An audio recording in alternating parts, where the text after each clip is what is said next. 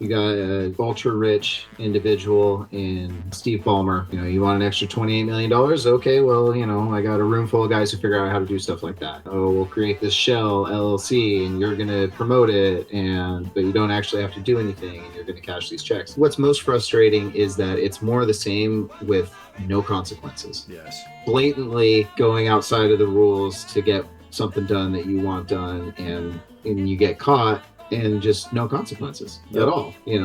God, this happened in 22, didn't it? It originally happened in 2020, but this story is over a year old now. Pablo Torre finds out. He's the one who broke the story originally. He's released all this information that I think really stacks a huge prosecution against them, but they just, I don't know, dodging it. And like you said, it seems like there's no consequences, which is the hardest part to swallow. They're a big market team. They've got a billionaire owner. They've already got enough, like you said, like this is a way to balance out the scoreboard with small market teams and the other non-multi-billionaire owners. So it just seems like it's a little bit too much to swallow. Plus, I hate the Clippers.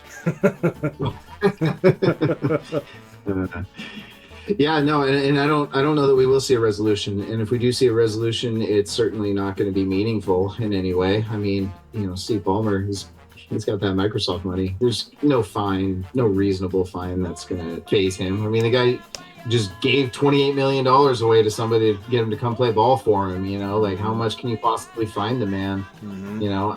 I have no idea what you do with that. And the other thing too is that I don't know that many fans care. I don't think that they can relate to this in the most part. I think they see a guy getting paid. Gosh, I wish I could get a backdoor salary. Like it's not relatable, until you really start to break it down and point out how unfair it is to the rest of the league, and then it's easy to be like, oh, boo-hoo, I feel so bad for these professional athletes. It's like, I have a personal motto that I tend to not have empathy for millionaires. Unless it's some crazy personal tragedy, I don't care. I think that's fair. It's not going to be a real punishment, like you said.